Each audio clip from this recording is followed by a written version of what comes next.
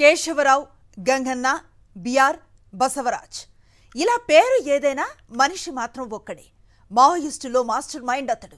కర్రగుట్టలో సాగుతున్న ఆపరేషన్ కగార్లో ప్రాణాలు విడిచాడు కేశవరావు. మావోయిస్టు పార్టీకి ఇది తీరని లోటు. ఆయన లేని లోటు మావోయిస్టులను వెంటాడుతూనే ఉంటుంది. ఎందుకంటే ఇన్నేళ్లలో కేశవరావు లాంటి మాస్టర్ మైండ్ మావోయిస్టులకు ఇంకొకరు తారసపడలేదు. అసలు ఈ కేశవరావు ఎవరు? మావోయిస్టులు ఈయన్ను ఎందుకు బ్యాక్ బోన్ గా ఫీల్ అవుతారు?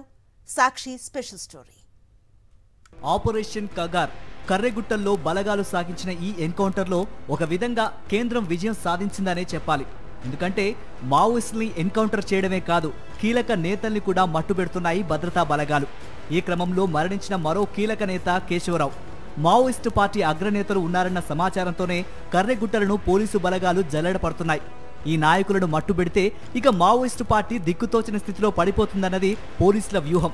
గతంలో కేంద్ర కమిటీ సభ్యుల్ని ఎన్కౌంటర్ చేసిన బలగాలు ఇప్పుడు ఏకంగా కేంద్ర కమిటీ ప్రధాన కార్యదర్శి నంబాల కేశవరావును హతమార్చాయి.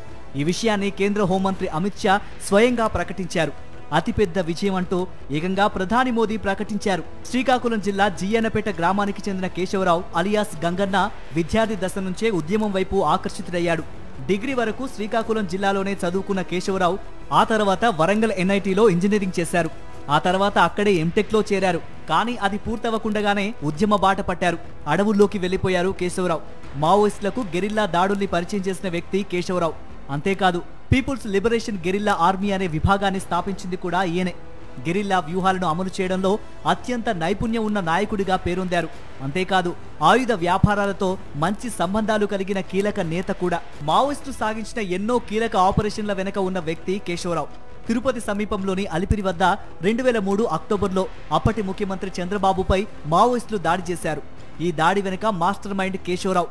ఏకంగా సీఎం పైనే మావోలు దాడికి దిగడం అప్పట్లో పెద్ద సంచలనం. ఛత్తీస్గఢ్లోని దంతెవాడ జిల్లాలో మావోయిస్టులు చేసిన దాడి దేశ చరిత్రలోనే ఘోరమైన దాడిగా పోలీసులు అభివర్ణించారు. 2010 ఏప్రిల్ 6వ తేదీన సిఆర్పీఎఫ్కు చెందిన 75 మంది పోలీసులు ఒక స్థానిక పోలీసుతో కలిసి కూంబింగ్ చేస్తూ ఉండగా మావోయిస్టులు చుట్టుముట్టారు. తుపాకులు, గ్రెనైడ్లు, ఐఈడీలను పేల్చి అందరినీ చంపేశారు. 300 మంది మావోయిస్టులతో కేశవరావు చేసిన ఆపరేషన్ ఇది. గెరిల్లా దాడుల్లో తన ఇంజనీరింగ్ బుర్రను వాడేవారు కేశవరావు. పోలీసులకు కూడా అంతుచిక్కని వ్యూహాలతో దాడులు చేసేవారు.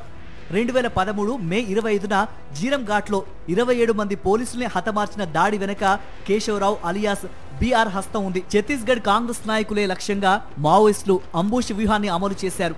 200 మంది మావోలు ఆకస్మిక దాడి చేసి 27 మందిని చంపేశారు. మృతి చెందిన వాళ్లలో ఛత్తీస్గఢ్ మాజీ మంత్రి సాల్వాజుడుం సృష్టికర్త మహేంద్ర కర్మ ఉన్నారు. మావోలకు వ్యతిరేకంగా ప్రత్యేక దళం సాల్వాజుడుంను రూపొందించి ఉద్యమం నడిపిన వ్యక్తి మహేంద్ర కర్మ. ఆయనతో పాటు ఛత్తీస్గఢ్ కాంగ్రెస్ అధ్యక్షుడు నందకుమార్ పటేల్, అతని కుమారుడు దినేష్ పటేల్, మాజీ కేంద్ర మంత్రి విద్యాచరణ్ శుక్లాతో పాటు చాలా మంది ప్రాణాలు కోల్పోయారు. మహారాష్ట్రలోని గడ్చిరోలి జిల్లాలో 2019లో ఐఈడీ బాంబు దాడిలో 15 మంది కమాండోలు ప్రాణాలు కోల్పోయారు. 2021 ఏప్రిల్లో సుక్మా బీజాపూర్ సరిహద్దు ప్రాంతంలో జరిగిన దాడిలో 22 మంది పోలీసులు మరణించారు. ఈ దాడుల వెనుక ఉన్న మాస్టర్ మైండ్ కేశవరావు. అందుకే మావోయిస్టు పార్టీకి కేశవరావు వెన్నుముకగా భావిస్తారు. ఇప్పుడు ఆ వెన్నుముక లేదు. పార్టీ దిక్కుతోచని స్థితిలో పడింది.